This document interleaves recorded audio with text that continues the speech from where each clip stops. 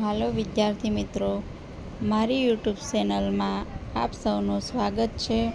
તો આજે હું તમારા માટે લઈને આવી છું ટાટ એસ અને ટાટ એસએસને અગાઉની પરીક્ષામાં પૂછાયેલા અથવા તો વારંવાર એક્ઝામમાં પૂછાતા અલંકાર ઓળખાવો.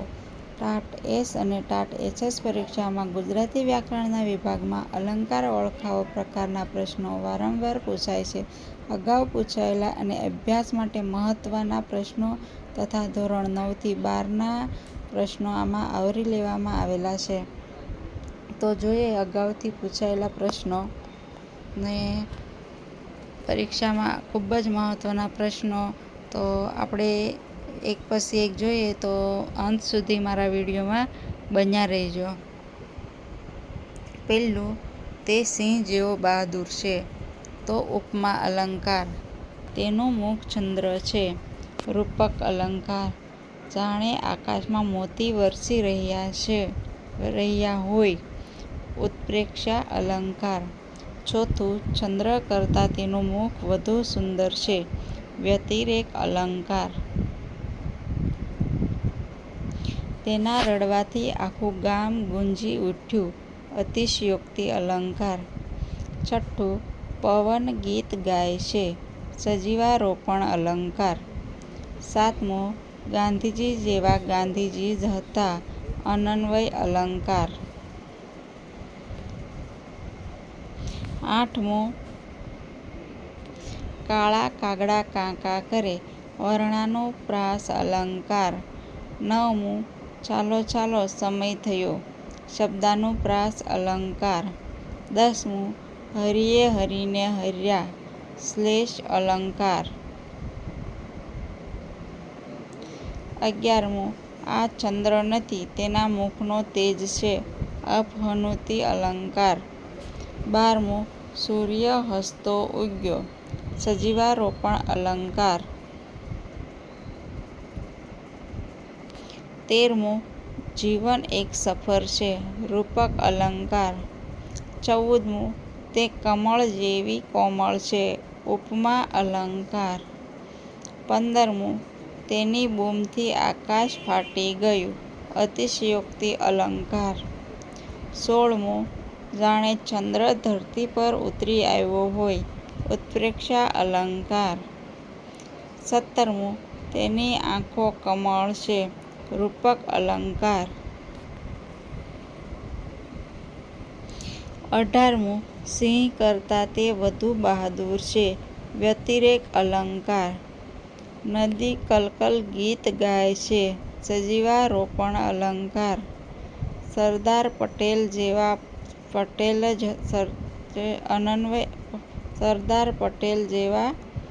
સરદાર પટેલ જ હતા. અનન્વય અલંકાર. ત્યારબાદ આવી વ્યાખ્યાઓ આપતા પ્રશ્નો પણ પૂછાય છે કે ઉપમા અલંકારની વ્યાખ્યા લખો, રૂપક અલંકારની વ્યાખ્યા લખો, ઉત્પ્રેક્ષા અલંકારની વ્યાખ્યા લખો, વ્યતિરેક અલંકારની વ્યાખ્યા લખો, અતિશયોક્તિ અલંકારની વ્યાખ્યા લખો, સજીવારોપણ અલંકારની વ્યાખ્યા લખો, અનન્વય અલંકારની વ્યાખ્યા લખો, શ્લેષ અલંકારની વ્યાખ્યા લખો, વર્ણાનુપ્રાસ અલંકારની વ્યાખ્યા લખો અને શબ્દાનુપ્રાસ અલંકારની વ્યાખ્યા લખો. તો આપણે દરેક વ્યાખ્યા પણ જોઈશું અને એમના ઉદાહરણો પણ જોઈશું. તો એમાં ઉદાહરણો પણ આપો એવા ક્વેશ્ચન પણ પૂછાય છે. તો ઉપમા અલંકારના 2 ઉદાહરણ આપો, રૂપક અલંકારના 2 ઉદાહરણ આપો, ઉત્પ્રેક્ષા અલંકારના 2 ઉદાહરણ આપો, વ્યતિરેક અલંકારના અતિશયોક્તિ, સજીવારોપણ, અનન્વય, શ્લેષ, વર્ણાનુપ્રાસ અને શબ્દાનુપ્રાસ અલંકારોના 2 ઉદાહરણો આપો એવા ક્વેશ્ચન પૂછાય છે. તો આપણે તે પણ જોઈશું. પહેલા, ઉપમા અલંકારની વ્યાખ્યા.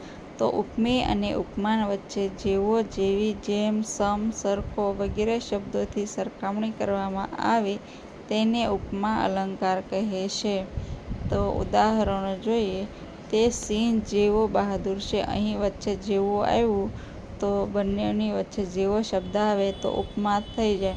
તેનું મુખ ચંદ્ર જેવું સુંદર છે. અહીં પણ જેવું આવ્યું. જેવો, જેવી, જેવો, જેવું, આવે એટલે ઉપમા. ત્યારબાદ રૂપક અલંકાર. વ્યાખ્યા. ઉપમેય અને ઉપમાન વચ્ચે સીધી એકરૂપતા દર્શાવવામાં આવે, તેને ઉપમાવાચક શબ્દો ન હોય ત્યારે રૂપક અલંકાર થાય છે. એક્ઝામ્પલ: જીવન એક સફર છે. તેનું મુખ ચંદ્ર છે એટલે તેને જ કહી દીધું છે, જીવનને જ સફર કહી દીધું છે અને મુખને જ ચંદ્ર કહી દીધું છે, તો એમને કહેવાય છે રૂપક અલંકાર. ત્યારબાદ ઉત્પ્રેક્ષા અલંકાર. કોઈ વસ્તુ બીજી વસ્તુ જેવી હોય તેવી કલ્પના કરવામાં આવે ત્યારે ઉત્પ્રેક્ષા અલંકાર થાય છે. અહીં કલ્પના દર્શાવેલી હોય છે, જેમ કે તેનું મુખ જાણે ચંદ્ર હોય તેમ લાગે છે. ચંદ્ર છે કે ચંદ્ર જેવું છે નહીં, જાણે ચંદ્ર હોય તેમ લાગે છે એવું કીધું છે. જાણે આકાશમાં મોતી વરસી રહ્યા હોય. અહીં આ ઉદાહરણમાં મોસ્ટ ઓફ રીતે જાણેનો પ્રયોગ વધારે થાય છે, તો જાણે જ્યાં દેખાય તો ત્યાં લખી દેવું ઉત્પ્રેક્ષા અલંકાર. જાણે, રખે, શકે એ શબ્દ વધારે હોય છે. ત્યારબાદ વ્યતિરેક અલંકાર. બે વસ્તુઓની સરખામણીમાં ઉપમેયની વિશેષતા ઉપમાન કરતાં વધુ બતાવવામાં આવે ત્યારે વ્યતિરેક અલંકાર થાય છે. એમના ઉદાહરણો: ચંદ્ર કરતાં તેનું મુખ વધુ સુંદર છે. સિંહ કરતાં તે વધુ બહાદુર છે. પાંચમું, અતિશયોક્તિ અલંકાર. એમની વ્યાખ્યા. કોઈ વાતને વધારી ચડાવીને રજૂ કરવામાં આવે ત્યારે અતિશયોક્તિ અલંકાર થાય છે.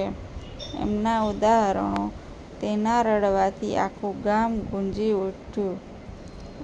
ત્યારબાદ તેની બૂમથી આકાશ ફાટી ગયું.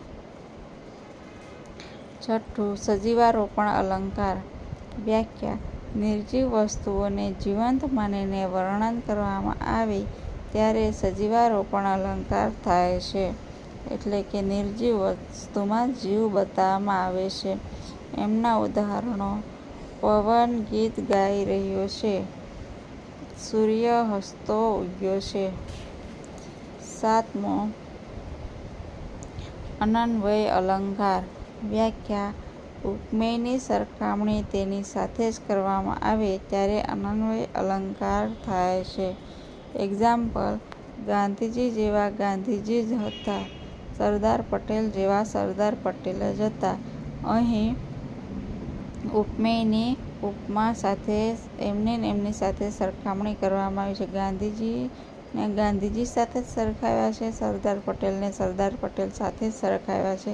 બીજી કોઈ વસ્તુ કે વ્યક્તિ સાથે સરખાવ્યા નથી, તો એમની સાથે સરખામણી થાય એટલે અનન્વય અલંકાર થાય. શ્લેષ અલંકાર. વ્યાખ્યા. એક જ શબ્દમાંથી બે કે તેથી વધુ અર્થ નીકળે ત્યારે શ્લેષ અલંકાર થાય છે. એટલે કે એક શબ્દ એક હોય અને એમના અર્થ બે નીકળતા હોય. કનક કનક તે સૌ ગુણી, હરિએ હરીને હર્યા. તો અહીં શબ્દ બે છે, હરિ અને હરિ, પરંતુ બંનેના અર્થ અલગ અલગ છે. એક હરિ એટલે કોઈ વ્યક્તિનું નામ છે અને બીજો હરિ એટલે ભગવાનનું નામ છે. અને કનક કનક તે સૌ ગુણી, એમાં એક કનક અને બીજા કનક બંનેનો અલગ અલગ અર્થ થાય છે, તો તે શ્લેષ અલંકાર કહેવાય. વર્ણાનુપ્રાસ અલંકાર. એક જ વર્ણ એટલે કે અક્ષરનું વારંવાર આવર્તન થાય ત્યારે વર્ણાનુપ્રાસ અલંકાર થાય છે. કાળા કાગડા કાં કાં કરે. અહીં એક વર્ણ એટલે કે કનો વારંવાર ઉપયોગ થયો છે. ચંચળ ચકલી ચી ચી કરે. તો અહીંયા ચનો પણ વારંવાર ઉપયોગ થયો છે, તો તેનો એક જ વર્ણનો વારંવાર ઉપયોગ થાય તો તેને વર્ણાનુપ્રાસ કહેવાય છે. શબ્દાનુપ્રાસ. એમાં શબ્દનો વારંવાર પુનરાવર્તન થાય. એક જ શબ્દનું પુનરાવર્તન થવાથી સૌંદર્ય ઉત્પન્ન થાય ત્યારે શબ્દાનુપ્રાસ અલંકાર થાય છે. એક્ઝામ્પલ તરીકે: ચાલો ચાલો સમય થયો. ચાલો બે વાર ચાલો ચાલો આવ્યું, તો એક શબ્દનો બે કે વધારે વાર ઉપયોગ થયો. આવો આવો, અંદર આવો. તો અહીં આવો આવો આવો 3 વાર થયું, તો એ શબ્દનો વારંવાર ઉપયોગ થયો એટલે શબ્દાનુપ્રાસ અલંકાર. 11મો યમક અલંકાર. એક જ શબ્દનું પુનરાવર્તન થાય પરંતુ દરેક વખતે તેનો અર્થ અલગ હોય ત્યારે યમક અલંકાર બને છે. પાણીમાં પાણી ગયું. રાજાને રાજા જેવું વર્તન શોભે. તો અહીં રાજા એટલે કોઈ વ્યક્તિનું નામ છે અને બીજું રાજા એટલે મહારાજા જેવું એમનું વર્તન થયું એટલે કે મહારાજા છે. તો બંને શબ્દ એક છે પરંતુ એમનો અર્થ મતલબ અલગ અલગ છે તો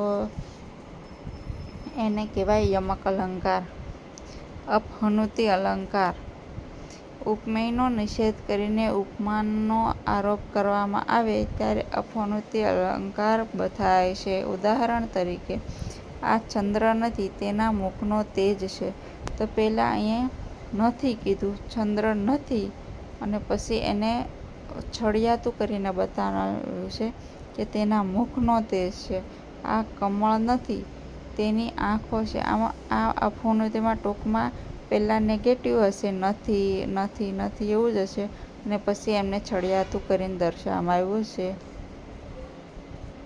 ત્યારબાદ આપણે MCQ જોઈએ કે કેવા કેવા MCQ પૂછાઈ ગયા છે અને કેવા કેવા પૂછાશે. તો તે સિંહ જેવો બહાદુર છે તેમાં કયો અલંકાર છે? તો ઉપમા. જેવો આવ્યું વચ્ચે એટલે ઉપમા. જીવન એક સફર છે તેમાં કયો અલંકાર છે? તો રૂપક, કેમ કે જીવનને જ સફર કહી દીધું છે. ત્યારબાદ પવન ગીત ગાય છે તેમાં કયો અલંકાર છે? તો સજીવારોપણ, કેમ કે પવન કોઈ દિવસ ગીત ગાય નહીં તો એમને ગીત ગાતો દર્શાવ્યો છે.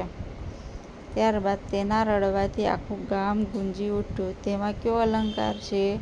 અતિશયોક્તિ, કેમ કે કોઈના રડવાથી કંઈ આખું ગામ ગુંજી ઉઠે નહીં. આમાં અતિશયોક્તિનો ઉપયોગ કર્યો છે. ત્યારબાદ ગાંધીજી જેવા ગાંધીજી જ હતા. તો ગાંધીજીને ગાંધીજી સાથે જ સરખાવ્યા છે તો એમાં અનન્વય અલંકાર આવે. ત્યારબાદ આગળ આમાં ઉપમા અને રૂપક અલંકાર વચ્ચેના તફાવત લખો. આવા સવાલો પણ પૂછાઈ ગયા છે અગાઉની એક્ઝામમાં. ઉત્પ્રેક્ષા અને અતિશયોક્તિ અલંકારમાં તફાવત લખો. ઉપમા અને વ્યતિરેક અલંકારના તફાવત. વર્ણાનુપ્રાસ અને શબ્દાનુપ્રાસ અલંકારમાં તફાવત. અને લાસ્ટ ક્વેશ્ચન, રૂપક અને ઉત્પ્રેક્ષા અલંકારના તફાવત લખો. આ રીતના ક્વેશ્ચન પણ પૂછાય છે તો તમારે એ રીતની તૈયારીમાં પણ રહેવું પડશે. ત્યારબાદ અમુક વાર ખાલી જગ્યાઓ પણ આપવામાં આવે છે કે ઉપમાવાચક શબ્દોથી સરખામણી થાય ત્યારે ખાલી જગ્યા અલંકાર થાય છે. તો આ તમે વ્યાખ્યા બરાબર કરી હોય તો તમને આ ખાલી જગ્યા આવડે. ત્યારબાદ નિર્જીવ વસ્તુને સજીવ માનીને વર્ણન કરવામાં આવે ત્યારે ખાલી જગ્યા અલંકાર થાય છે. તો સજીવારોપણ થાય છે. અહીંયા ઉપર ઉપમાવાચક શબ્દની સરખામણી થાય ત્યારે કયો અલંકાર થાય? ઉપમા અલંકાર. ત્રીજું, વાતને વધારીને કહેવામાં આવે ત્યારે ખાલી જગ્યા અલંકાર થાય છે. તો જે હોય તેનાથી પણ વધારે વાત વધારીને કહેવામાં આવે તો અતિશયોક્તિ અલંકાર થાય. ઉપમેય અને ઉપમાન વચ્ચે સીધી એકરૂપતા દર્શાવવામાં આવે ત્યારે ખાલી જગ્યા અલંકાર થાય. તો એકરૂપતા એટલે કે તમને સવાલમાં જ એનો જવાબ મળી જાય છે. એકરૂપતા એટલે કે રૂપક અલંકાર થાય.